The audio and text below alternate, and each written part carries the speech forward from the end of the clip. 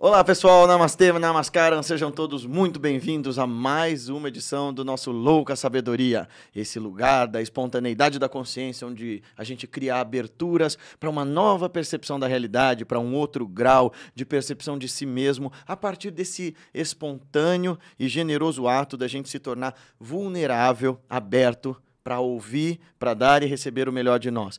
Isso é o diálogo da consciência, é o diálogo de coração para coração, que a gente faz aqui com muito carinho, esperando que essas trocas possam promover, a partir não das semelhanças, mas das diferenças mesmas entre nós, um caminho para a gente viver uma vida mais abundante, feliz, consciente e lúcida. E a gente traz aqui gente que a gente admira e que segue os trabalhos e que de alguma maneira podem contribuir para o crescimento de todos nós. Hoje eu trago um monge muito querido de uma organização diferente na Índia, sobre a qual a gente vai conversar bastante. Além de um Swamiji muito respeitado e muito querido do meu coração, ele é um professor que ronda o Brasil já faz tempo, levando o Dharma e os caminhos da consciência para um monte de gente. Eu converso hoje com Dada Janananda, membro da Ananda Marga Sangha, e seja muito bem-vindo. Muito agradecido pelo convite. É muito agradável escutar você, né? Acompanho o seu trabalho. Você já sabe, te conheci há muito tempo. Ele me ouviu falar de mim na época da Ana Maria Braga, vocês acreditam? Então, carinho para você é grande. Além disso, que temos uma coisa em comum muito grande. O cidadão lá. Lahiri Baba! Lahiri Baba é um cidadão muito amado na nossa organização. Sim. Nossa! Muito conhecido no campo místico. Uhum. Ele tem uma importância muito grande. Para quem não sabe, Baba Lahiri Mahashaya, ou Shama Charan Devam Sharman, ou Shama Charan Lahiri, que era o sobrenome da família dele, é o grande guru da Kriya Yoga, o Paranguru de Yogananda. Então, Paramahansa Yogananda trouxe o Yoga e Kriya Yoga para o Ocidente em 1920. E ele foi discípulo de um discípulo desse velhinho sentado aqui atrás de mim e que abençoa o nosso podcast. Lahiri Baba tem um papel nevrálgico na história do yoga, da meditação e da contemplação no nosso mundo, porque ele era um chefe de família, porém também brahmani. Então, ele era um brahmin e, ao mesmo tempo, ele era um grande yogi. Então, ele era um contador do governo indiano e, ao mesmo tempo, um super yogi que abriu esses conhecimentos que antes eram para monges, eram para ascetas, e ele abriu para o mundo. E porque ele fez esse tipo de trabalho, gentes como eu e você podemos falar de meditação e yoga hoje em dia. Ele era um contador. E meu mestre também era um contador no serviço de trem da Índia. Mesmo serviço, eles ocupavam o mesmo cargo. Então, vamos começar falando do seguinte, Swamiji. Qual é a história da Ananda Marga? A história da Ananda Marga é grande. Antes, todo mundo que vem aqui ganha um pouco de chá. É chá de jasmim esse aqui. Maravilha. E a gente oferece chá no melhor sentido, como todo oriental, indiano, chinês, japonês, etc. e tal. Muito obrigado. Para a gente celebrar a vida juntos, porque o chá é essa bebida que nos faz confraternizar em calma e contemplação. Espero que o senhor goste. Saúde. Saúde. Muito obrigado, querido.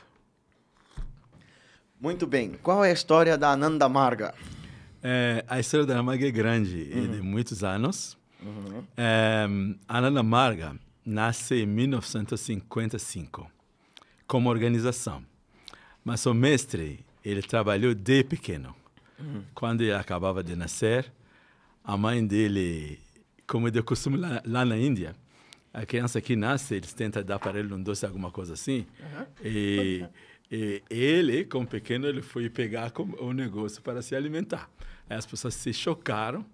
O mestre nos explica que todo mundo olhou ele e todo mundo estava pensando que ele era um bebê. Aí ele entendi que ele tem que se comportar como um bebê. Aí, na fase desse momento de nascimento, até 55, ele fazia muitas coisas. Uma delas, por exemplo, contando assim as histórias dele, né? Uma delas foi que ele dormia à noite e via insecto entrando numa orelha, saindo outra orelha, o búfalo entrando aqui, saindo outra orelha. Aí chamava a mãe, mãe, eu sei que está vindo a minha orelha. uma montanha está chegando na minha orelha. Ele ficava falando todo esse tipo de coisa, mas eu falei, não faz. Essa é uma coisa. Outra coisa, como bebê pequeno, ele costumava andar muito com os menininhos, né? Aí eles iam no campo de futebol, ele escapava para as montanhas, né? E lá nas montanhas onde ele escapava, ele encontrou sadhus que cantavam mantra de Shiva. Eles faziam alguns erros, ele corrigia os mantras e cantou certamente. Aí que estranharam como um bebê desse, menino desse, pode fazer isso.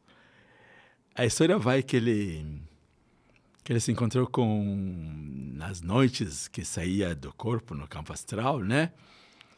E ele encontrava um yogi com tridente. Esse yogi pedia para ele cantar mantra, Dhyana Mantra de Shiva. Ele não cantava. Exatamente, Dhyana Mantra de Shiva. Ele pedia para ele cantar, ele não cantava. Pedia cantar. Um dia ficou tão bravo, ele que bateu com tridente no Shiva, nesse yogi.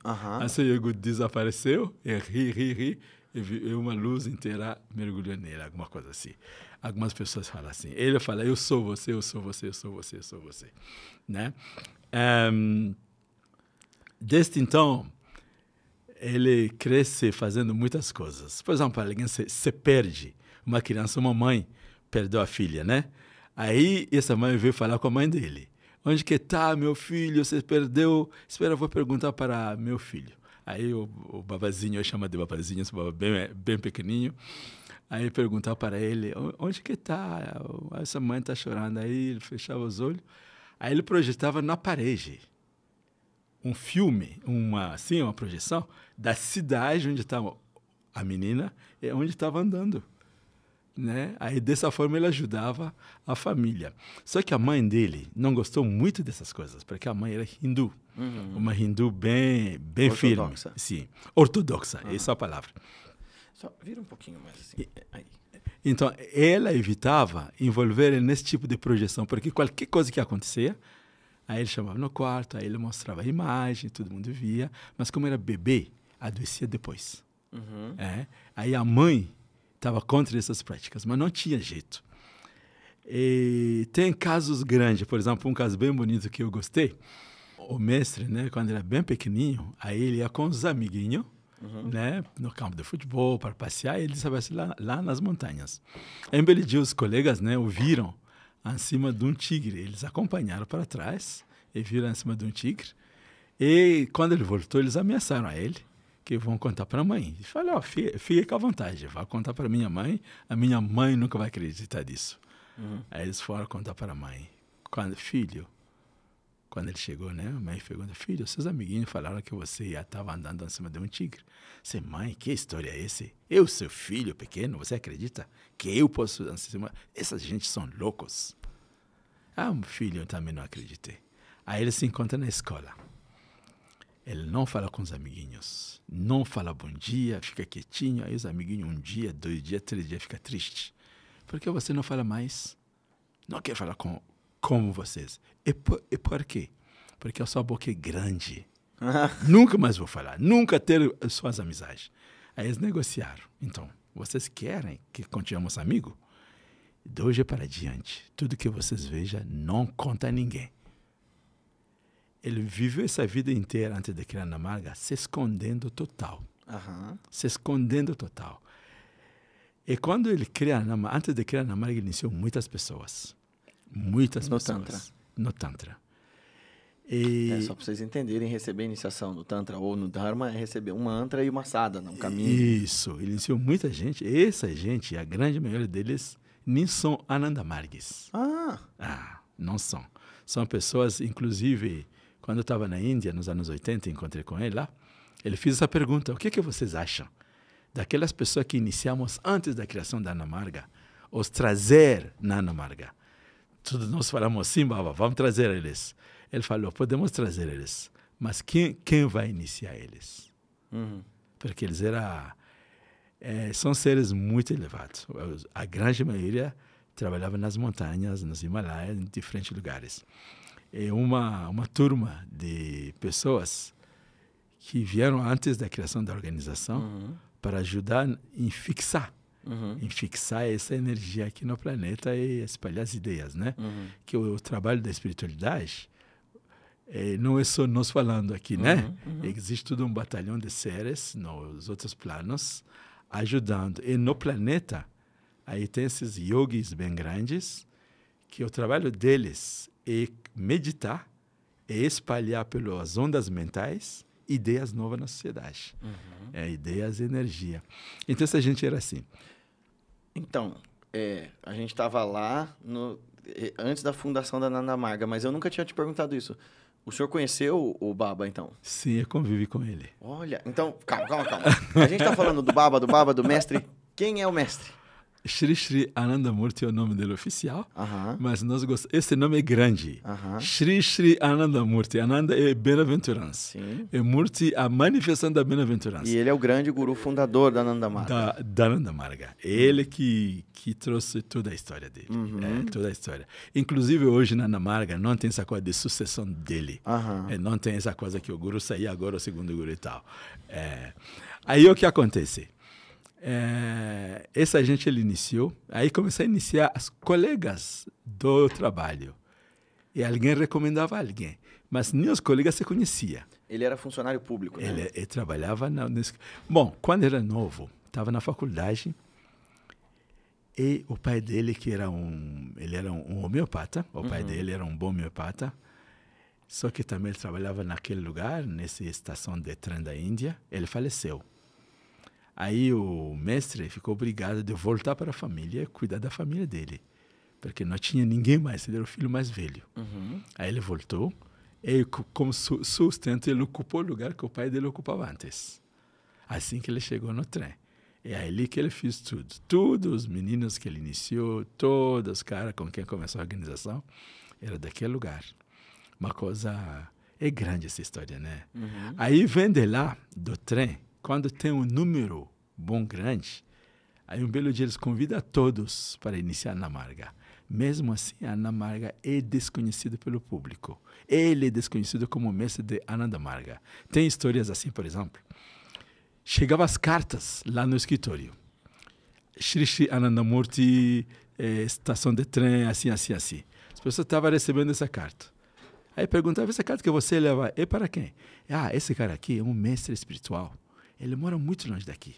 Mas como ele não tem um endereço, eu recebo para ele, eu vou levar para ele. Ele não dizia que era ele? Ninguém sabia. O nome dele é Prabhakar, o nome de nascimento? É Prabhatranjan Sarkar. Sarkar. O Sarkar é o nome das pessoas que faziam parte da administração da Índia antigamente, né? E Prabhatranjan é o nome dele. Ranjan é os cores, né? E Prabhat é aquele sol nascente, alguma coisa assim. E quer dizer, né? Aí ele começou a organização convidando essas pessoas com quem ele estava já numa reunião. A organização inicia com nome, com tudo, mas o povo não conhece quem é. Um menino só do escritório, desconfiou. Aí ele diz, me fala uma coisa. Ele começa a iniciar as pessoas e tal, e ele não conta que ele é o guru. Ele não é o guru. Todo o tempo que ele estava lá no trabalho, as pessoas não sabiam que ele era o guru. Aí o que acontecia? O menino estranha e faz a pergunta. Me fala uma coisa. Esse Sarkar, esse Anandamurti, não é você, não? Aí ele teve que falar para o menino, e iniciou também o menino. Aí, para quem iniciava, não podia contar ninguém. Para iniciar alguém, tinha que pegar a permissão dele para permitir para aquela pessoa viver ser iniciado. Aí acontece um drama muito bonito. Eles faziam, depois de criar a organização em 55, encontros de espiritualistas. E num desse encontro, um acharya, que foi iniciado por ele... Acharya é professor. Isso, que foi iniciado por ele, e amigo do irmão mais novo dele. O irmão mais novo quer também ser iniciado no Tantra. Aí ele veio falar para Baba, seu irmão está me abordando, ele queria ser iniciado no Tantra. Fala para ele, isso é verdade? Assim, sim. Aí o irmão vai falar para o Baba, como irmão mais velho. Ele fala, assim, eu estou pensando em entrar no caminho espiritual, e esse monge que vem para cá, eu pensei em me iniciar com ele. Vou entrar na Ananda Marga. Aí o mestre fala para ele, o quê? Você na Ananda Marga? Você é louco? De todas as organizações espirituais que tem nesse mundo, você só está escolhendo a Ananda Marga. O menino pensa, se meu irmão mais velho falou assim... O irmão mais novo não sabia que o irmão mais velho dele era o presidente fundador da Ananda Marga. Não sabia. Não sabia. Aí o que acontece? O menino se choca e começa a procurar outra coisa, outras escolas. Mas ele volta para o monge. Aí quando tem esse encontro, ele fala para o monge, eu quero vir conhecer esse Ananda Murti. Aí o monge vai para Baba. O cara está falando que ele quer vir te conhecer, né? Aí fala para ele, bom, você leva ele lá, só que senta no lado dele. Aí começou o encontro. O encontro você sabe como que é na Índia, né? Uhum. Aí tem um palco onde o mestre vai sentar. Antes dele o pessoal começa a falar, Namurti Ki Jai, Namurti Ki Jai, Namurti Ki Jai. Aí o irmão dele fica muito animado, que hoje eu vou conhecer essa Namurti. Uhum. E olha um monte de gente andando, o irmão mais velho dele passando, as outras pessoas passando. E ele pergunta para o Acharya lá do lado, quem é essa Namurti que você fica falando? Onde que está a Namurti? Aí ele fala, ele está lá. Quem é ele? Eu estou vendo meu irmão, eu estou vendo um monte de gente. Quem é? É aquele cara ali, seu irmão. Olha só. Aí que o cara entrou em... Ele gritou, entrou em Há uma filosofia na Ananda Marga que eu acho que é bastante bonita. Eu sei que Shri Shri Anandamurti tem um posicionamento político bastante contundente. Muito forte. Porque naquela época a Índia se dividia entre os gandianos, os comunistas, os pró-imperialistas, os nacionalistas. A Índia estava num processo ainda de ebulição, pós-independência, e ele pensa um outro caminho, nem à direita, nem à esquerda, pelo que eu ouvi. E isso gera uma ideia sobre a Ananda Marga bastante controversa. Todas as pessoas com quem eu converso lá na Índia, os monges com quem eu tenho amizade e que não são da Ananda Marga, falam, esse é amigo dos monges da Ananda Marga, eles são perigosos. Eu já ouvi isso de sonhos. Eu falei, inclusive, eu já levei ele lá na nossa sanga. Não me fez nada, não me emprestei até livro para ele, passamos uma tarde junto, mas eles falam, não, eles são um grupo paramilitar. Eu ouvi tudo isso lá na Índia, dos swamis que eu conheço em outras ordens, não, assim, de ordens diferentes. Sim. Qual é a filosofia da Ananda Marga e por que existe essa visão controversa sobre a organização? A visão é simples, que a grande maioria do caminho que vocês encontram lá na Índia, no planeta, fala da vida depois da morte, da iluminação, e de ir no céu depois. Uhum. E pouco se interessa saber como que os humanos estão vivendo aqui agora. Uhum. Algumas religiões vão mais além. Te dizem que você pode viver na miséria aqui, e quando você vai morrer, você vai estar indo no céu. Uhum. Aí o mestre coloca assim, que ele, na verdade, a missão dele era encher o planeta de amor, de devoção a Deus. Só que quando ele olhou esse planeta Terra, ele viu muitas pessoas sem casas, muitas pessoas sem moradia, sem alimentação, sem educação e tal. E essas condições não permitiam crescimento espiritual para as pessoas.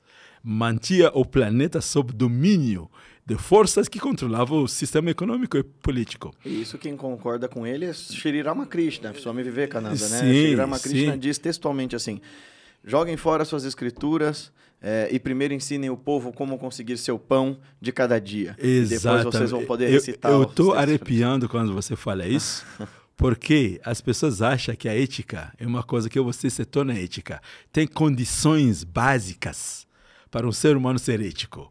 E uma delas é ter a mínima condição de vida. De dignidade, de dignidade humana. E quando não tem, você vem ensinar a pessoa a ser ético, a se iluminar. A falar de espiritualidade. Isso aí é hipocrisia. Swami Vivekananda diz assim no Parlamento das Religiões. É um insulto querer falar de religião para uma pessoa à beira da inanição. Com certeza.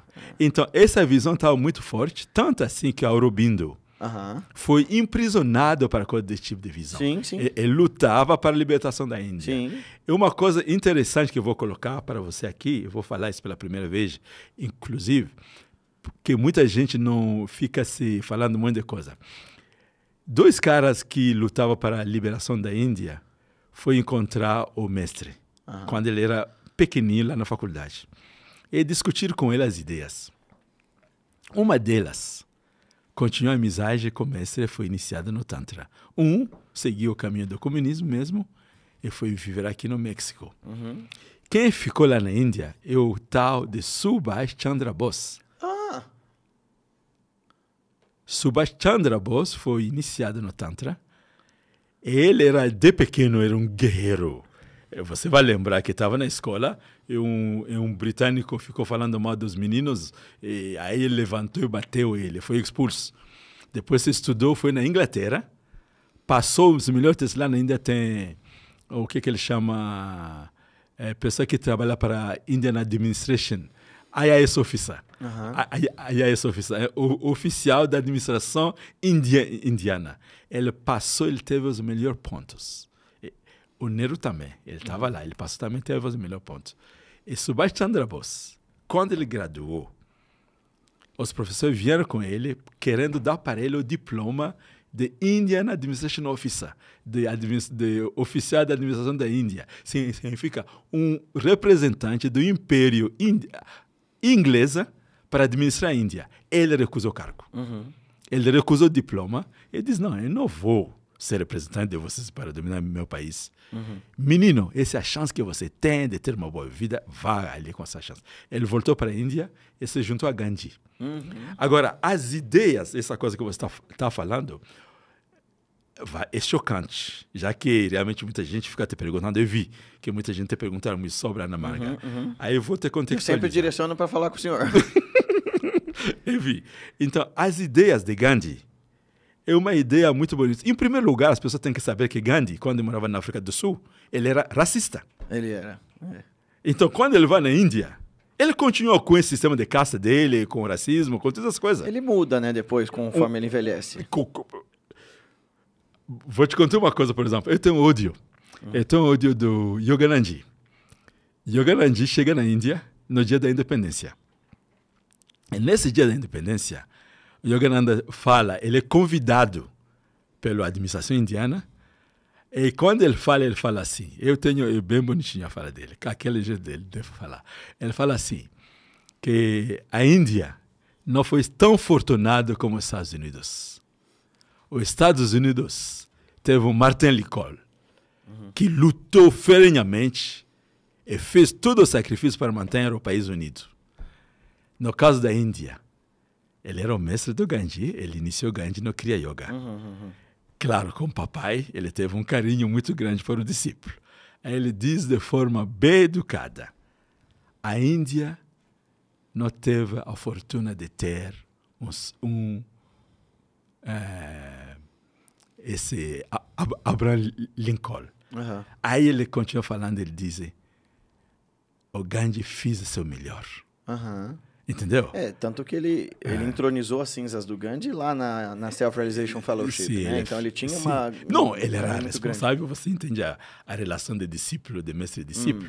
Então, nessa relação, ele teve que fazer essa coisa toda. Mas em termos de luta, Gandhi estava fazendo apelo ao britânico para resolver a questão da independência. Jejuar é muita coisa. Tem um momento, por exemplo, só para comparar essas duas personalidades. Tem um momento, antes da independência da Índia, eles querem dividir a Índia na base da religião. Os muçulmanos de um lado, os cristãos do outro. E o Gandhi era contra, né? Ele não queria que a Índia se dividisse. Agora você vai ver. Na primeira vez que perguntaram para ele, Gandhi, você vai aceitar essa divisão da Índia? Gandhi diz, só no meu cadáver que isso vai acontecer. Quando estava acontecendo, isso não está escrito. Quando estava acontecendo, o mesmo jornalista veio e perguntou para Gandhi, Gandhi, ainda está se dividindo. O que Gandhi disse? Ele ficou quieto porque Gandhi estava de jejum de palavra naquele dia. Porque ele ficou bastante arrasado com isso, né? De ver que todo o esforço que ele fez não resolveu. Exatamente. Aliás, assim, a semente do conflito, da discórdia que os britânicos plantaram entre as diferentes formas de visão na Índia é muito triste. No mundo inteiro eles fizeram. Mas em termo, considero Gandhi como humano, nós podemos dizer que eles ficou mal pelo esforço, ficou quieto na casa dele, né? Agora, pensa bem que Gandhi não era qualquer um. Gandhi era o líder do movimento da libertação da Índia. E, portanto, ele tinha a responsabilidade de se posicionar com firmeza quando essa coisa estava acontecendo. Eu penso, sim. Porque como eu fui aluno de vários gandianos, a professora lia... Eu imagino. Eu li bastante as cartas dele. Sim. Eu acho que, nesse caso, por exemplo, o silêncio dele era bastante eloquente. E eu acho que, assim como... porque todo grande pacifista que a gente teve, ele, Luther King, todos esses caras acabaram sendo assassinados por falar sobre paz, né? Jesus Cristo, inclusive. Sim. Eu não sei se as pessoas estavam prontas para um tipo de mensagem tão sofisticadas quanto a ideia de ahimsa no caso do Gandhi, mas eu ainda não entendi nesse caso. Então me parece que há uma divergência de método muito grande entre Ananda Murti e o Gandhi. Entre o Subhash Bose e Gandhi. O Subhash Bose é uma pessoa que entende que para conquistar a liberdade você tem que pegar ele. Ninguém dá uma posição de honraria, de posição de respeito a alguém que é sob controle dominado com jejuns, com silêncios, com mendicações. Você tem que ser vigoroso e se posicionar. Essa é a diferença muito grande. Você que é um tântrico, com Bhairava. A diferença entre Tantra e Veda. E, portanto, para nós, o Gandhi é védico. O Subhash Bose é tântrico. O Tantra, o que ele fez? O Subhash Bose e o Gandhi ficam mal incomodados com Chandra Bose. E numa eleição do Congresso lá do partido dele lá do Congresso, quem ganha a eleição é o Subhash Bose. E tem um filme aí que está andando, você pode ver o Gandhi discordando abertamente com o Subhash Bose. E o Subhash Bose sai do partido e forma um partido novo, fora do bloco. O Gandhi favoreceu o Nehru. Sim. Quando você encontra os yogis tântricos, bem tântricos da Índia, eles vão te falar que isso foi um erro muito grave. Que como pai da revolução, ele tinha que tratar os dois da mesma forma. Ele não podia ter um preferido. Ele teve um que era o Nehru. E Nehru, é muita coisa a falar, foi um cara fantástico. Mas, por exemplo, a esposa dele tinha uma situação muito inusitada. Mas isso não é nenhum problema em relação a ele como governante, você não acha? Eu vou te contar mais, Ele, como governante, ele foi... A situação inusitada a esposa de Pandit Nehru era amante do último vice-rei da Índia, né? O Lord Mountbatten. Quando você pensa nisso, de forma humanista aqui, nós vamos achar que é normal. Quando você pensa em termos da esposa do viceroy, do representante do alto comando... É verdade, perdão. Na esposa do Pandit Nehru. Ele tinha um caso com a esposa do Lord Mountbatten. Ele tinha um caso com a senhora inglesa, a esposa do último vice-rei da Índia. E esse Lord Mountbatten, que é conhecido na Ásia inteira, inclusive em Singapura tem uma rua no nome dele. Você acha o que ele fazia lá? Você acha que era uma relação de amor entre os dois? E claramente era uma representante do império e queria ter na mão o líder novo da Nova Índia. Entende? Política. O que você acha? Não sei se eu concordo. Eu acho que as pessoas, além das relações... E, aliás, essa é uma das grandes dificuldades de se falar de ideal e de política no mundo. Sim.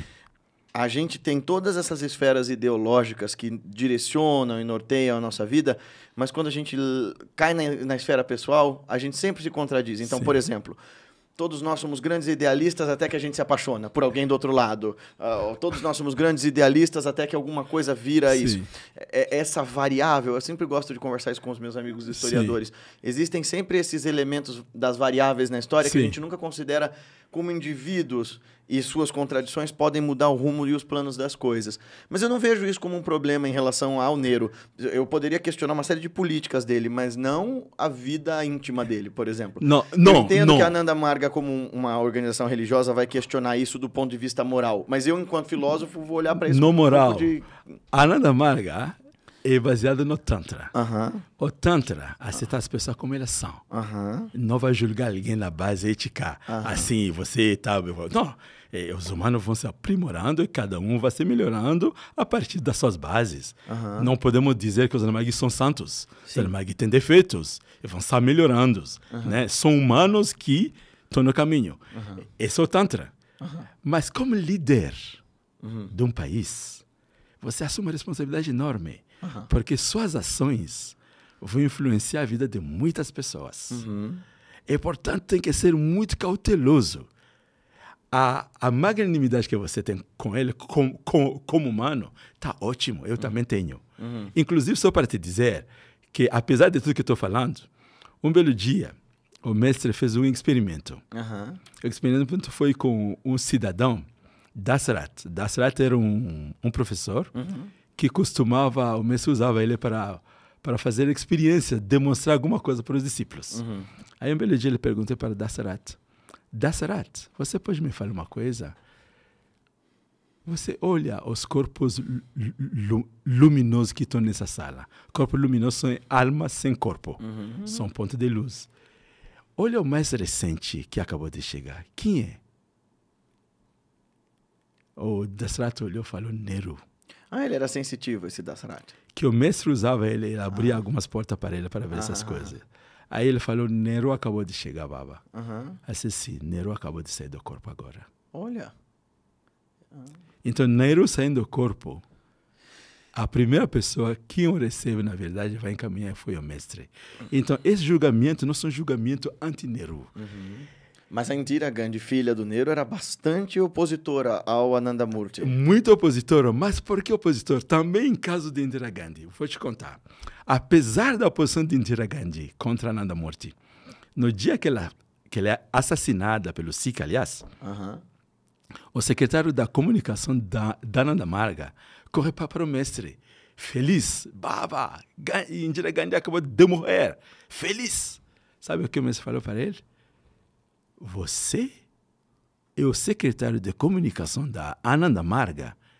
E a melhor notícia que você tem que me dizer é que Indira Gandhi acabou de falecer. Essa grande mulher, líder da Índia, que governou a Índia com tanta força, uma das melhores que ainda já teve. Escreve imediatamente uma carta de condolência para a família dele. O Tantra é muito difícil para os humanos comuns entender. Esse mesmo cara que a mulher queria matar, hoje estava cantando a glória dela. Então, por que há essa... Então, assim, qual é a grande contradição que faz com que as pessoas tenham essa indisposição com a Ananda Marga? A indisposição é isso. O mestre, exatamente quando divide a Índia, ele faz uma carta para Nehru. Porque o Nehru é o primeiro-ministro. E diz para Nehru que vocês fizeram uma divisão da Índia na base da religião. A religião não pode ser base de construção de uma nação. Todo mundo numa nação é livre de praticar qualquer tipo de religião. Que você fizer essa divisão está totalmente errado. E ainda mais, vocês erraram na demarcação das áreas. Porque, muita gente morreu. Porque vocês colocaram uma parte onde tem o hindu, você colocaram o muçulmano, aí foi um massacre, estupros e tudo. Isso é um crime que vocês fizeram. Mas eu acho engraçado que o Nehru seja tão culpado da história, porque, para mim, o grande psicopata dessa história toda é o Mohammed al-Jinnah, que é o pai do Paquistão, e, para mim, ele era o grande fomentador do caos. Essa história você vai escutar dos indianos védicos, porque eles acabam sendo nacionalistas ao ponto de o Deus muçulmano. O Jinnah, na verdade, ele queria unir o Paquistão com a Índia, com uma condição, que não tenha uma religião de Estado. Eles insistiram que a religião da Índia, o hinduísmo, vai ter que ser a religião. Eles disseram, se isso sua insistência, eu me reservo o direito, portanto, de não fazer parte da sua religião.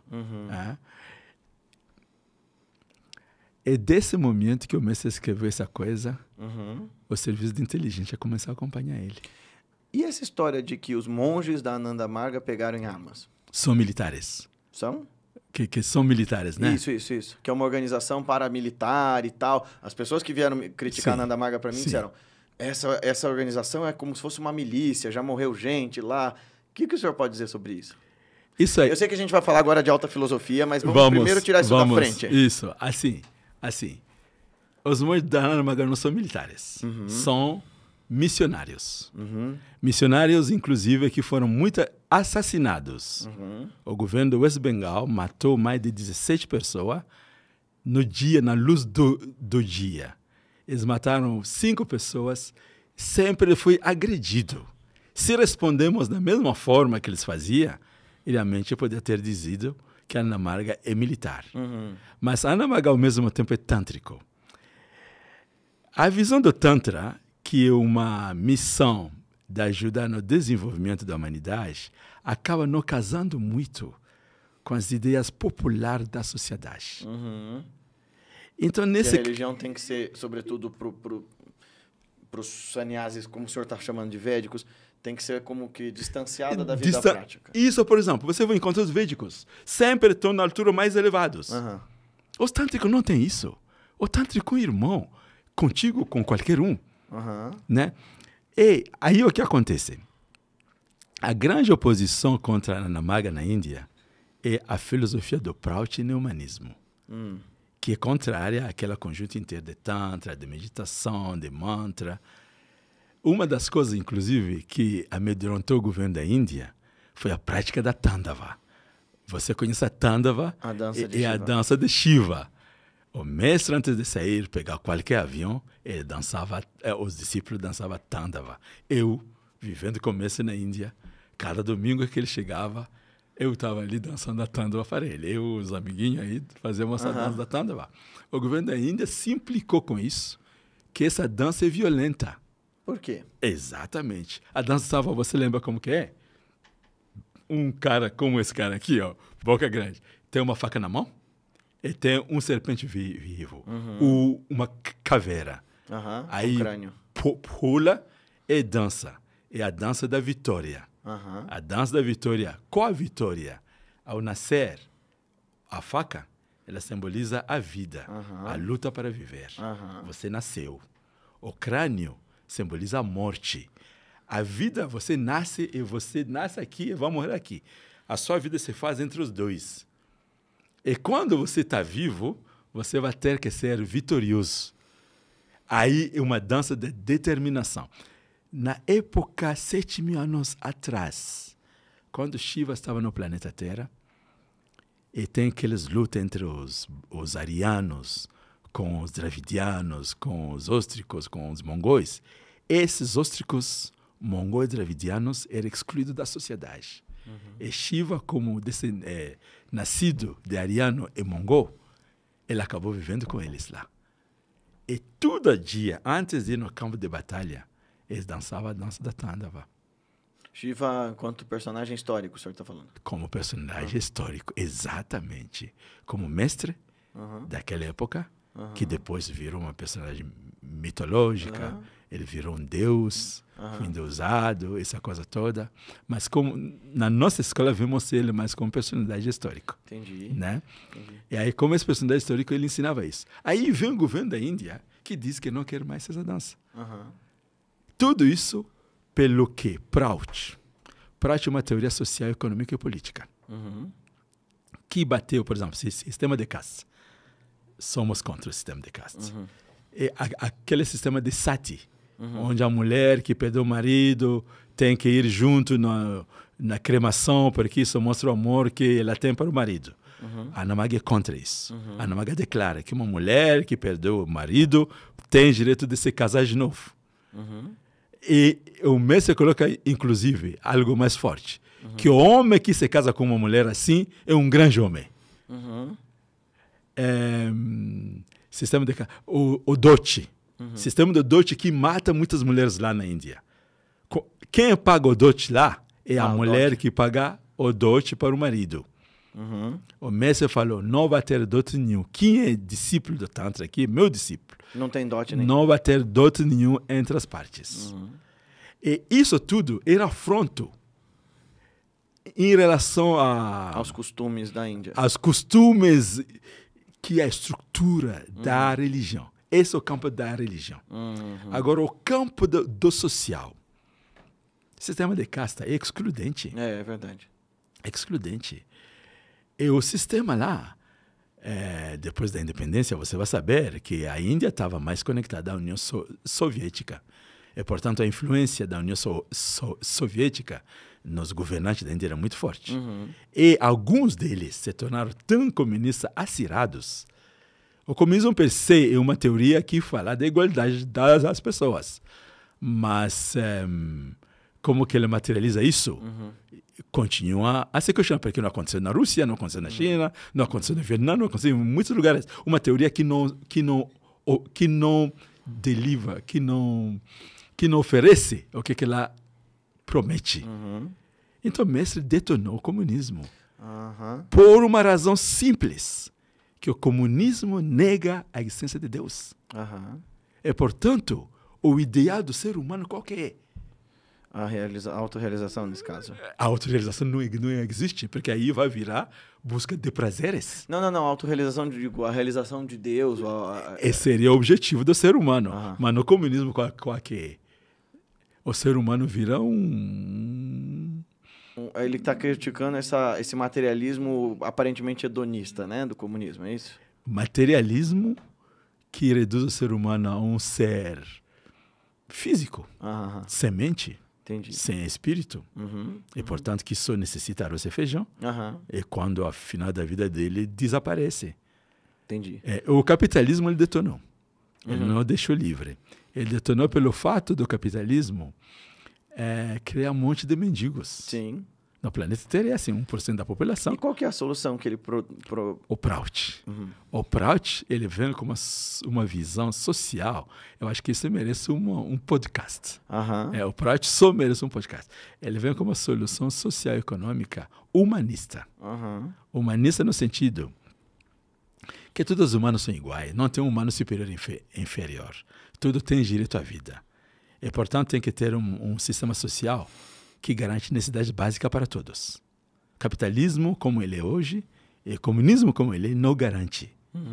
Nunca fiz e nunca vai. E como que não garante? Porque nas duas, no capitalismo, você tem centralização do poder econômico na mão de poucos.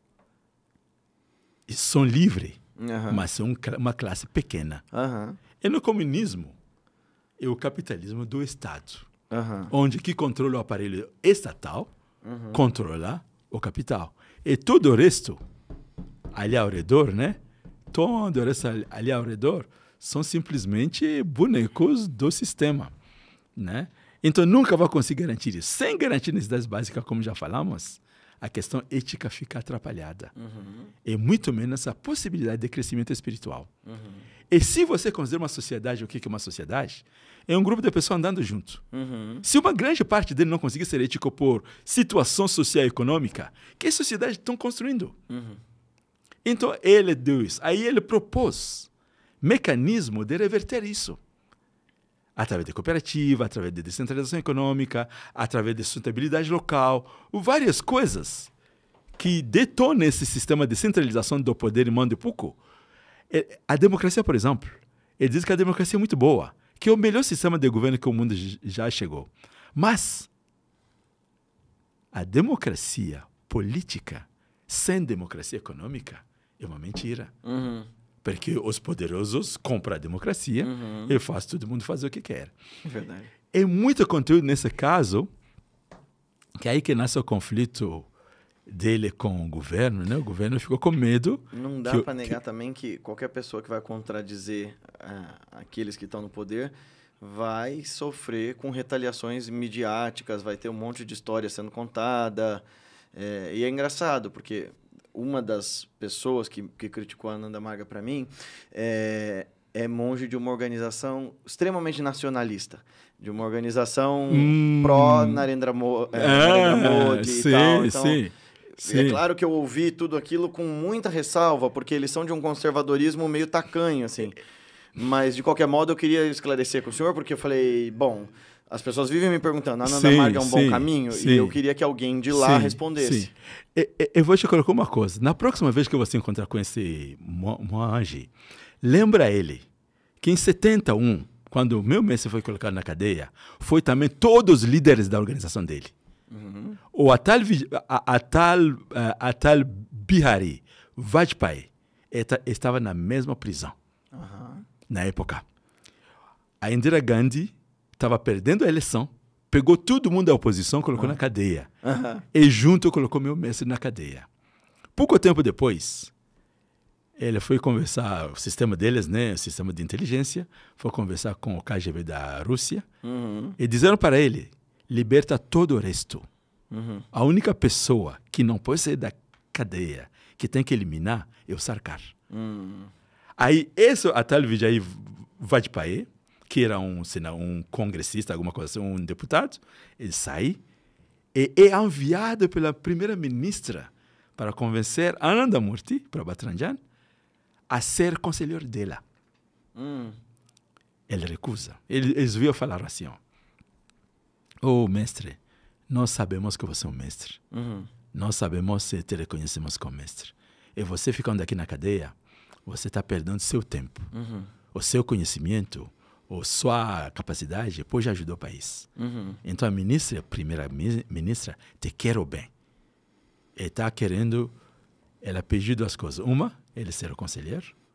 E a outra, que ele tira de seus ensinamentos o Prout e o neomanismo.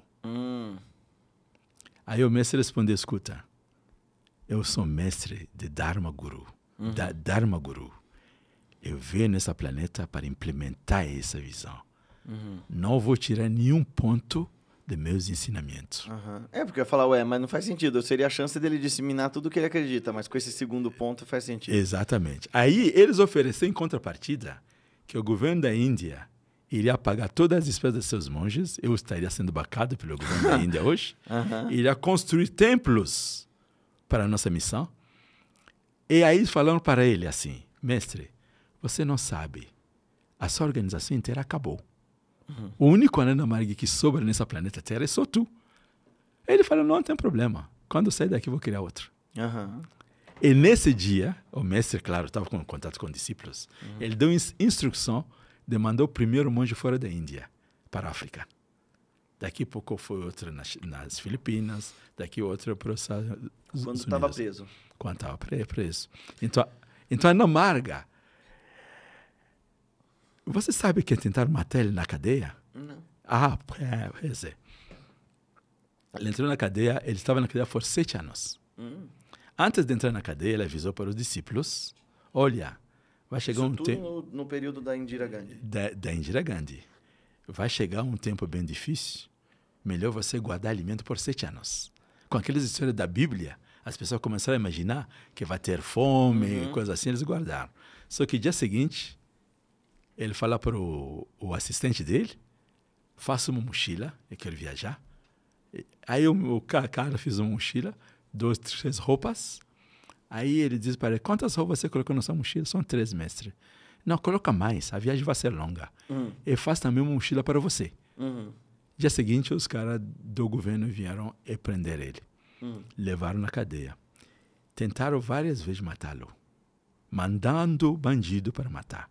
Entrava na sala, não via nada, era luz na sala. E muitas coisas, não posso contar que as pessoas vão achar que estou inventando, mas vai ser muita coisa acontecendo lá na cadeia. E quando eles cansaram de tentar matar, o bandido indiano, o assassino indiano, ele é assassino, mas também ele é discípulo de Shiva.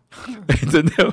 Ele chega lá, entra na sala e encontra essa situação, ele sabe que esse cidadão é diferente. Essa situação eu não vou matar. Você mesmo mata, eles falavam. Aí recorreram à última possibilidade, que era injetar na veia do sangue dele veneno. E realmente eles fizeram. E o mestre ficou muito adoecido. O olho começou a sair, ficou muito fraco, foi... O mestre bem fraquinho aí na cama, assim, muito mal. Ele manda uma primeira carta para a primeira-ministra. Eu estou aqui, eu estou achando que fui envenenado. Eu gostaria que você investigasse essa situação de envenenamento. Não respondeu. Ele mandou carta, cara, para todos os líderes desse planeta, até a ONU, pedindo investigação. E diz, eu tenho ideia de quem fiz. Eu posso ajudar na investigação. Eles não fizeram. Aí ele decidiu. Se um governo não conseguir manter a segurança de alguém que está no cuidado dele, esse governo é falido e eu recuso a aceitar qualquer comida ou bebida dele. Daqui para frente, vou ficar de jejum. Para manter o sistema andando, ele bebia uma colher de iogurte com água de manhã e de tarde. E isso tinha que ser trazido pelos discípulos dele. Assim que foi essa história inteira. Agora, no momento do julgamento dele, no momento do julgamento do caso dele, o governo está colocando na prisão todo mundo que tentava ajudar. Todo mundo que tentava ajudar. Vem, no dia do julgamento, um juiz velho, antigo juiz, que era o mestre, o professor de todos os juízes que estão lá agora. Aí, quando ele chega, os alunos dele, né, vem para ele, mestre, o que você vai fazer aqui? Não, aqui vai ter um julgamento do século. Ele não poderia ficar em casa. Ele veio para ver. Receberam ele na frente. Sentou na primeira linha. Aí, quando o juiz lá fala, agora queremos o advogado do acusado, da defesa. Quem levanta? O juiz. O juiz levanta. Esse juiz faz uma defesa assim que você vai gostar. Assim, ele fala assim, ó. Da mesma forma que Jesus foi condenado e massacrado na cruz, depois da morte dele, a ideologia dele se espalhou. Sócrates foi, a ideia dele se espalhou e foi citando várias pessoas aqui. Assim, hoje eu pedi a morte, a condenação à morte do meu cliente. Eu pedi a condenação à morte do Sarkar para que rapidinho as ideias dele se espalhem no mundo inteiro. Os caras pararam para pensar. Eles pediram um recesso, como fala aqui, né? Um recesso, voltavam para dialogar e o condenaram a perpétua. Era uma condenação à morte já preparada, assim que ele salvou o mestre. Aí, depois disso, Indira Gandhi perdeu o poder, aí o novo governo faz o rejulgamento do caso, e o mestre é inocentado de todas as acusações. Mas o Serviço Interior da Índia, o CBI, Central Bureau of Investigation, manteve essa carta de Prabhat Ranjan Sarkar, daquele momento que ele falou com Nehru sobre a malpartição da Índia, no momento que ele vem com essa filosofia bastante transformadora para a sociedade, mas os detentores do poder vão perder, o governo ainda continua acompanhando Ananda Marga. Eles mandam, por exemplo, uma carta para o governo de Quênia. E dizem, expulsa esses monges. Esses monges, é exatamente o que ele fala. São terroristas, são militares, são aquilo. O governo da Índia, da Quênia, o que ele faz? Olha, o que nós vemos aqui, eles fazem escolas, cuidam das pessoas, ensinam a meditar. Humanitário, né? Humanitário, não temos nada a dizer que são. Mas faz uma coisa. Excluiu ele primeiro lá na Índia, aí nos manda, nós também vamos excluir aqui. Nunca conseguiram. Bom, com toda essa luta, só para finalizar essa história, com toda essa luta com o governo da Índia, finalmente o sistema de inteligência da Índia sabe que eles não têm nada contra a Ananda Marga.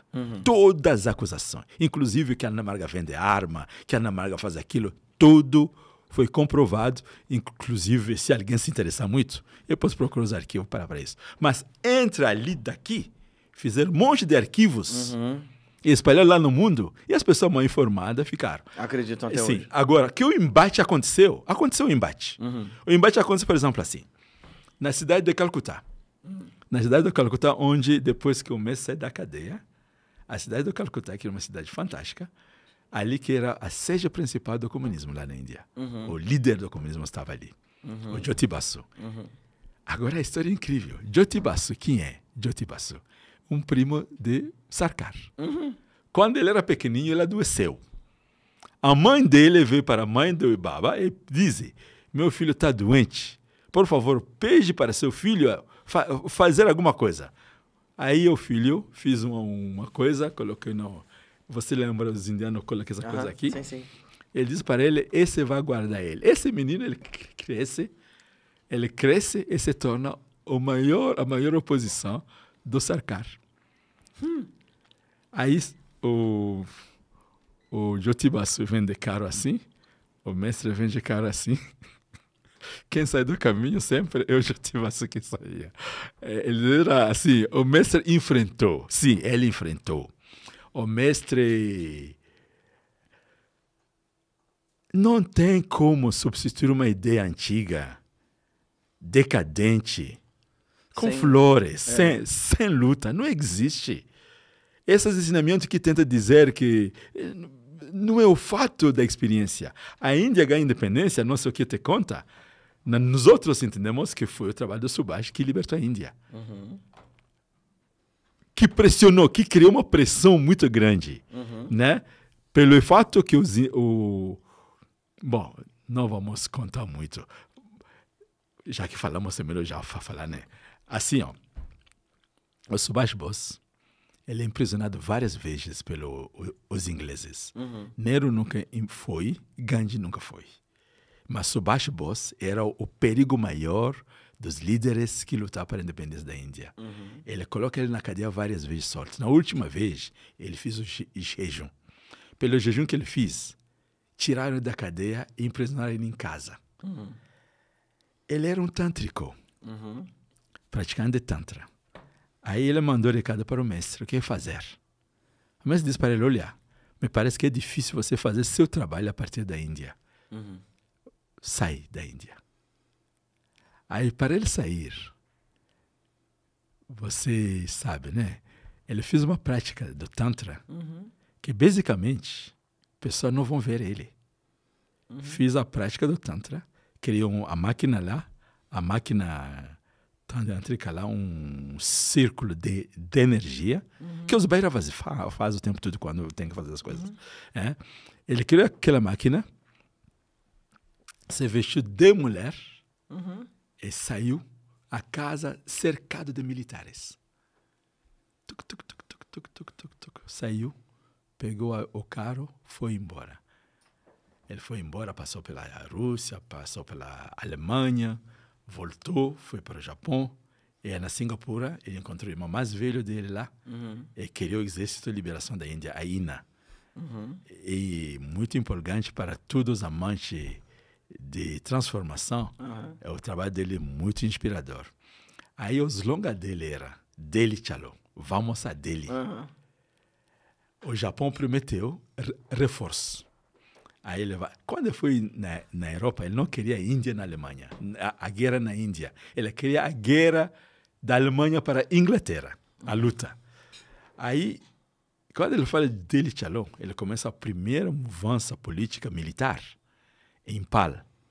Quando os indianos da Índia escutam que Subhash Bose está chegando com o exército dele em Impal, toda a marinha inglesa, que era o governo da Índia, que era a estrutura de controle dos ingleses, se revolta.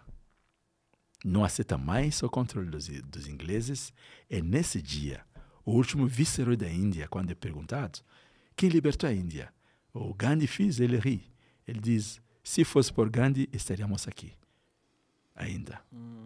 Quem mesmo forçou a Índia à liberação foi Subhash Bose, porque com a rebelião da Marinha, eles perderam o controle do Estado. E é aí que eles foram obrigados a negociar com o partido que estava ali, que era o Gandhi, junto com Nehru. E se você lembra nessa negociação, 45 a negociação, só que a independência da Índia veio em 47, 51. A Inglaterra teve toda a mordomia de fazer tudo que ela tinha que fazer e tal. É isso, caro irmão. Então, essa visão de luta é natural no Tantra. Porque para acordar você tem que lutar contra o sono. Exato. Para você ir na escola você tem que lutar contra a inércia de querer jogar. Não existe atividade que acontece na oposição. Uma coisa, Dada. Para quem não percebeu, o Dada não é indiano de nascimento. Embora pareça um dravidiano assim com essa roupa, o senhor é africano, certo? Sim. Eu nasci no Congo. Eu me chamo baiano africano. Como é que aconteceu do senhor parar numa religião indiana e, assim, porque, né, a gente estereotipa as coisas e vai dizer, ou ele vai virar cristão na África ou vai seguir as religiões tradicionais, por exemplo, do Congo. Sim. Como que o senhor descobriu o Sanatana Dharma e virou Swami? Sim, assim, caro irmão. Eu nasci com pais bem católicos, bem religiosos. Meu pai era um diácono. Então, por exemplo, me lembro bem pequenininho. Meus irmãos mais velhos chegavam em casa de férias e a minha mãe queria fazer oração à noite. Chamava eles para ir fazer oração. Eles não queriam. Eu, pequenininho, olhava a mãe, via a mãe e triste. Ela ficava triste. Aí eu falava, mãe, eu estou aqui, vamos orar junto. Para agradar a minha mãe. Então, eu já contei isso, mas vou recontar. Quando eu era pequenininho, na minha casa tinha um monte de livros sobre o discípulo de Jesus, fazia um monte de coisas, o sofrimento que passava. É a mesma coisa. Se esse povo que fala que Ana Marga é hebreu brutal, falaria a mesma coisa com os discípulos de Jesus. Porque o poder que estava ali estava contra eles. E os caras enfrentavam. Não com luta, mas com o trabalho deles. Da mesma forma que a Ana Marga fez. A Ana Marga nunca pegou a arma para lutar contra alguém. Mas o pouco serviço que fazíamos, esse detentor de poder ficava com medo que essa organização vai acabar se apossando do poder. Se o mestre quisesse ser o líder da Índia, querido, eu não vou falar do meu mestre, vamos falar do nosso irmão lá. Se ele quisesse ser o mestre, o chefe lá na Índia, quem bloqueava ele? Pois é. Quem bloqueava? Não tem ninguém que poderia. Então, eu estava lendo esse livro, cara. Eu me inspirei. O livro de Jesus, com os discípulos dele, indo para cá, sofrimento que havia. Eu fiquei apaixonado por o cara, entende? Aí eu, deitado na cama, depois de ler, pensei assim, Jesus, por que você não fez que eu nascesse naquela época para eu também ser seu discípulo? Rapidinho, uma mente de pequeno, penso, e se você...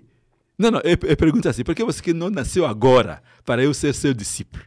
E se você tinha que nascer naquela época, por que você não fez que eu também nasci naquela época? Porque na nossa visão, uma vida única. Então, era o agora ou naquela época. Sim. Cara, um negócio pegou meu coração. Enorme.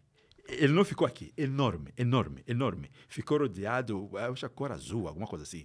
Muito bonito, muito gostoso. Eu experimentei na minha vida o que chama amor quando era pequeno.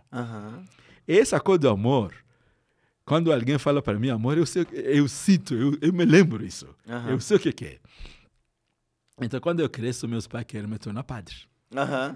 Essa é a missão dele. Todo mundo quer que eu virasse padre. Todo mundo. Aí me mandam no seminário aos 11 anos. À noite, minha mãe vem e me conta, filho, você já está grande. Falei, mãe, já estou grande? Disse, sim, filho, você já está grande. Então, e agora, mãe? O que vai acontecer agora? Agora, seu pai foi comprar suas mochilas, ele vai te mandar estudar. Para o senhor virar padre. Me lembrei, meus irmãos saíram da casa de novo também, então eu falei, tá bom. Eu chego no seminário. Sem querer falarmos demais, porque temos que respeitar nossos irmãos de todas as religiões, né? Mas você pode dizer que eu não me conformei com o sistema que eles tinham. Eu achei meio seco. Aquele amor que experimentei não tinha lá. Era mecânico demais. Aí eu falei para o reitor que eu quero trocar de escola do seminário para o jesuíta. Eu olhei ele e falei, senhor, eu quero trocar de escola, eu quero estudar com os jesuítas.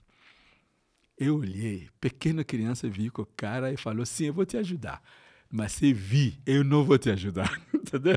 Ele falou uma coisa, mas a energia dele era outra coisa. Eu mesmo fiz um pedido de carta para os jesuítas. Aí os jesuítas me responderam, só que coloquei endereço da minha casa, porque eu sabia se vir na escola não vai me dar. Coloquei endereço da minha casa, 2 anos de ciclo de orientação, eu fui fazer o exame para o jesuíta, vivi com o jesuíta. Quando eu fui nos jesuítas, não tinha mais aquela devoção, como se diz, cega. Eu gostava de Jesus, gostava da ética, gostava da devoção, mas não queria ter nenhuma história com padres. Dos jesuítas, eu vou na universidade, aí que o mundo se abre. O senhor fez o que na universidade? engenharia. Aí encontro lá na universidade uma miríade de religiões. O que me chocou mais foi catolicismo e protestante. É uma competição acirrada ali, cada um querendo dizer que é melhor que o outro. Isso não foi o pior. O pior foi, dentro do próprio protestantismo, várias igrejas, cada uma dizendo que ele é melhor, querendo me converter.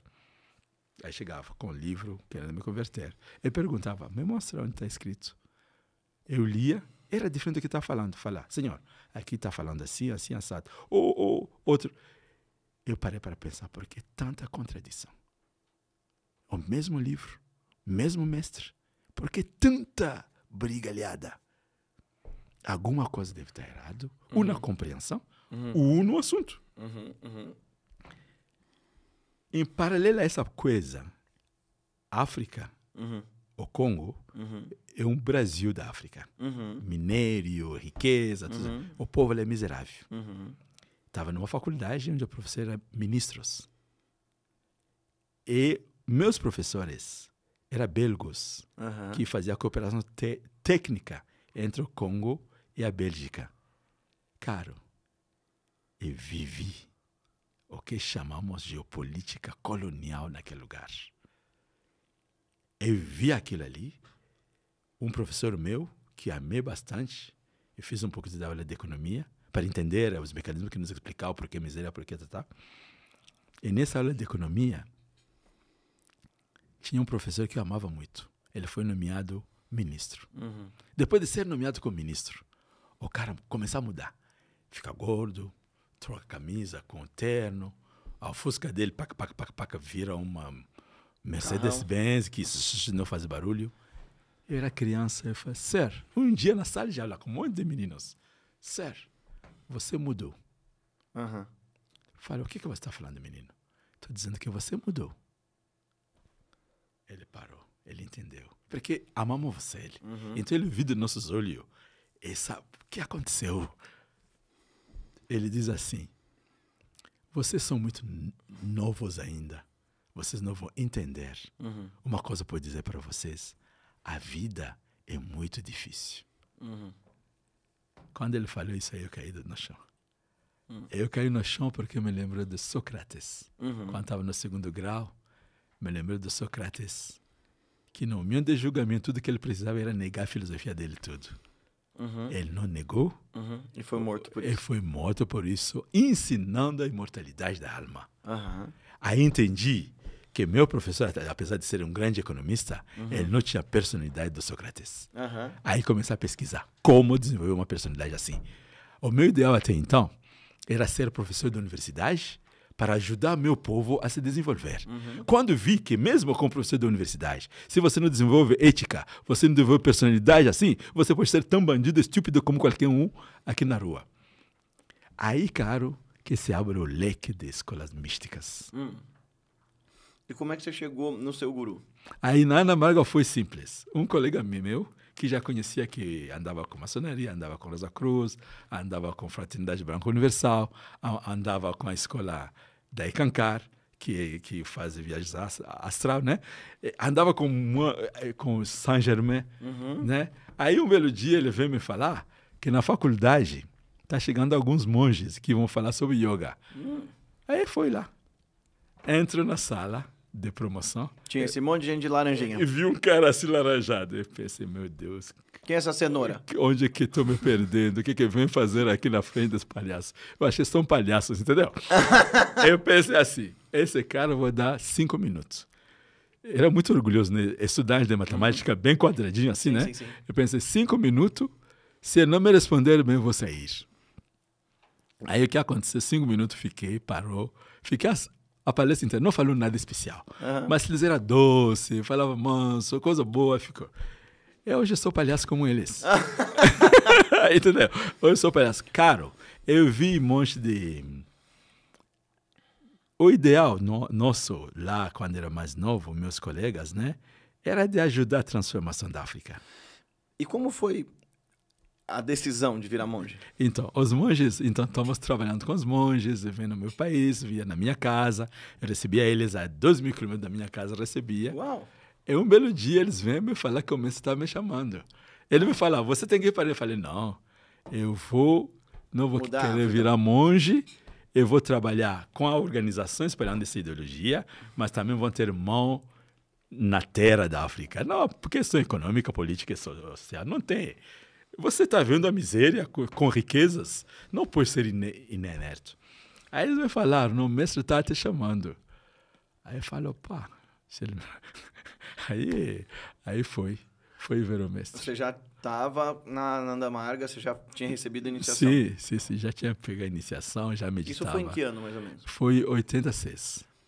Ele viveu até que ano? 90. E você passou esses 4 anos com ele? Não, 1 ano só. Eu fiquei com ele 87 a 88 inteiro. Foi muito bacana. Como foi encontrar com ele a primeira vez? Muito bom. É? Foi muito bom. Ele foi magnânimo. Eu cheguei com outro monge nosso que mora lá no norte, lá no Pará. Era nós dois. Chegamos na Índia. No mesmo dia que chegamos na Índia, o mestre não estava recebendo ninguém. Ele diz para os monges, uma coisa assim, bonito para mim, né? Ele diz para os monges, escuta, esses 2 meninos que chegaram na África são diferentes dos outros que vocês conhecem. Vocês têm que se comportar com eles diferentemente. Ele avisou para eles, porque eu e o outro monge era muito racional. Então, observamos tudo, analisávamos tudo.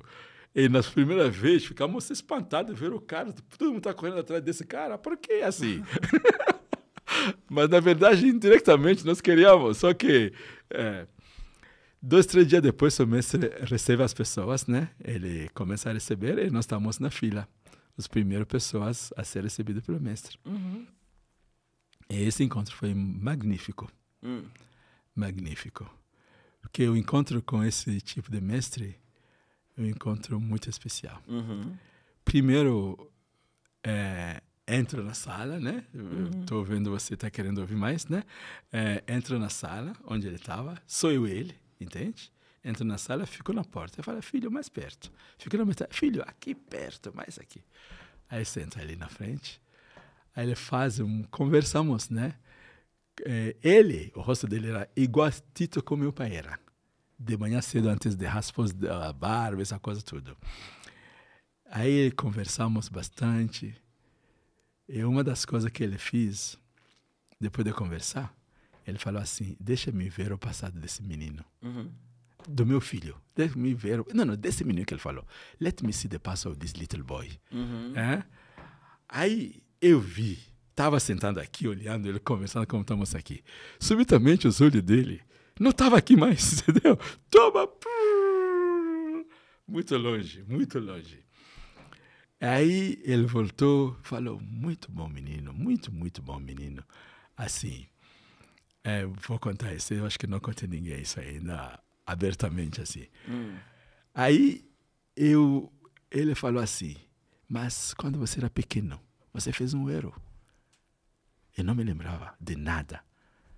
Falei, eu fiz um erro mesmo. Sim, você fez. Aí agora me conta, eu tenho que te castigar ou não? Que erro? Eu não me lembrei, não soube o que foi.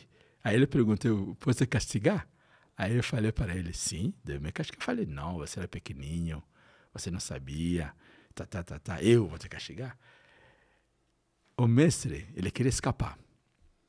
Eu falei, mestre, se errou, você tem que me castigar. Falou, então, levanta as mãos. Aí ele tirou um bastãozinho da cota dele, do almofada dele, tinha um bastãozinho pequeno. Ele tirou um bastão. Ele fez assim, ó. Aí ele veio devagarzinho, ele tocou aqui. Na minha cabeça, estou pensando, ele está medindo a distância para bater bem. Ele está medindo a distância. Aí, eu fico assim, cara, o que aconteceu nesse momento? Ele faz um gesto escondido.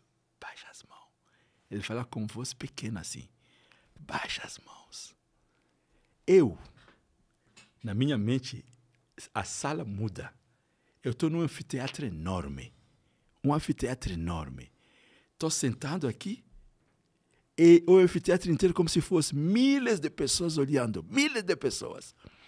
E entendi que ele não queria que toda essa gente entenda que não me bateu. Na verdade, era um processo, né, de cuidar do discípulo para tirar as coisas, né? Como é que alguém faz para se tornar aluno da Nanda Marga? E qual é o processo? Assim, quando alguém quer se tornar discípulo, o que ele vai fazer primeiro e como é que ele chega lá? O Shiva, que é o primeiro mestre do Tantra, responde a essa pergunta. A pergunta foi feita para ele pela esposa, a Parvati. Qual a condição necessária para ser iniciado? Para qualquer coisa precisa você ser capaz de alguma coisa. E Shiva diz, a única condição para ser iniciado no Tantra é ter um corpo humano. Guruji fala isso. Tem um corpo que respira, meu mestre fala. É isso o Tantra. O Tantra, não tem, no momento que tem corpo humano, significa que tem potencialidade de se iluminar. E essa pessoa que tem essa potencialidade, no momento que desejar, tem direito. É por isso que os ensinamentos do Tantra profundo são gratuitos. É direito de nascimento como aguiar. No mundo capitalista de hoje é complicado. Quando morava na Ásia era muito mais fácil isso. No mundo ocidental é outra história. Quando alguém quer ir para Nanda Marga, como te procura? Como que me procura? Como acha o caminho, como acha a Nanda Marga aqui no Brasil, por exemplo? A Nanda Marga no Brasil, vai ver os laranjados em algum lugar? Mas tem os laranjas da Ordem Ramakrishna, tem outros laranjas. Não, que esses laranjas estão tudo igual, são colocado diferente. Mas a Nanda Marga, né, por exemplo, a Nanda Marga tem endereço, tem páginas, né? Eu tenho um Instagram, por exemplo, onde as pessoas podem me encontrar. Tem um WhatsApp, né? Tem telefones, onde a pessoa pode me encontrar. E nós fazemos um monte de eventos, um monte de palestras. Tem atividade recorrente lá, Dada? Dentro da casa. Aí essa é outra coisa que espanta os monges da Índia. Os monges da Nanda Marga, o mestre nos chamava de swamis. Porque swami significa realizado. Mestre de si. Mestre de si. Aí me permite... Mas muitos que não são do tipo do Tantra, senta, engorda como nunca e abençoando as pessoas vivendo assim a vida, sendo mantido pela sociedade. Os monges da Nanda Marga são chamados trabalhadores. Whole-time worker, full-time worker. Então, na nossa casa, de manhã cedo, todo mundo acorda às 4 horas, 4h30. Medita. Lá para as 8, termina de meditar. 9, às vezes, alguns vão trabalhar. Essa é a meditação individual. Eu não posso fazer essa prática minha com um monte de gente do meu lado. Essa é individual. Agora, no domingo, sim, fazemos uma meditação. Eu estou pensando, poderíamos ser mais suave, né? Colocar um horário, você quer meditar? Vê às 6 horas na Nanda Marga, a pessoa medita. É como aqui, nós estamos aqui agora, por exemplo. Se éramos para meditar às 18 horas, não teria tu nem eu ensinando a pessoa a meditar. Então, a vida real entre a sadhana e depois da sadhana individual, onde você tem que meditar bastante, vem a vida. E a vida significa responsabilidade com a sociedade e você vai ter que trabalhar. Uma última mensagem, Dada, antes da gente encerrar. Já está acabando? Sim, nosso tempo já está acabando. Não acredito. Mas o convite já está feito para o senhor vir outras vezes para a gente conversar mais e mais vezes. Cara, assim, a primeira mensagem é que estou muito, muito alegre que você me deu essa oportunidade de estar aqui. Meu coração realmente vibra muito por ti. Vibra muito por você do Brasil. E você entrou numa cultura bem profunda, você pegou ela e você conseguiu passar ela para as pessoas de forma muito alegre, livre, de um jeito que eu adoro. Obrigado. Entende? De um jeito que eu adoro. Além da nossa conexão em comum do Sri Lahiri Mahasaya. E isso é uma conexão muito profunda, que faz que eu torce para todos os membros da Kriya Yoga, do Lahiri Mahasaya. Eu torço por eles. E torço porque é isso. A missão é a mesma. Nós temos esse lado meio militar que as pessoas falam, né? Meio assim, né? eles focaram na sadhana. Para fazer esse lado, tem que focar na sadhana. Sim, sim. Sem sadhana, não tem revolução. Né? Então, ele faz isso.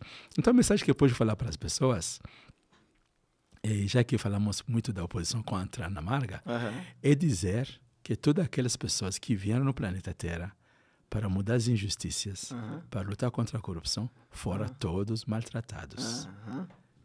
E as pessoas podem se perguntar por que um dos mestres que criou o maior número de monges da Índia, dedicado à sociedade, nunca se ouviu falar nem nas publicações do governo da Índia. É uma pergunta que as pessoas podem fazer. Ao invés de pegar o que é popular. A outra coisa que eu vou falar, estamos passando um momento de transição planetária. Quem conseguir entrar nesse caminho e correr, venha logo. Graças a Deus, tem um monte de pratos. Eu estou vendo aqui, tem várias doces, né? Várias, né? E depois eu escolhi um deles. Mas no final de contas, qualquer um que escolhe, vai me alegrar.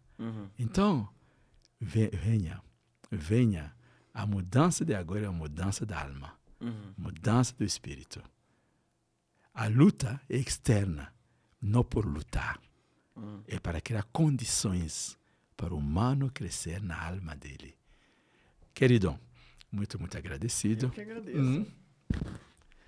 Seja sempre muito bem-vindo. A casa é do senhor.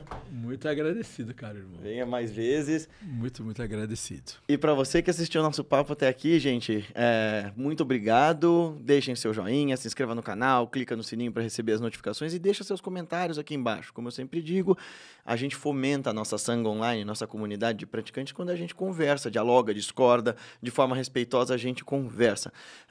Para saber mais do trabalho do Dada, é só procurar pela Ananda Marga Brasil.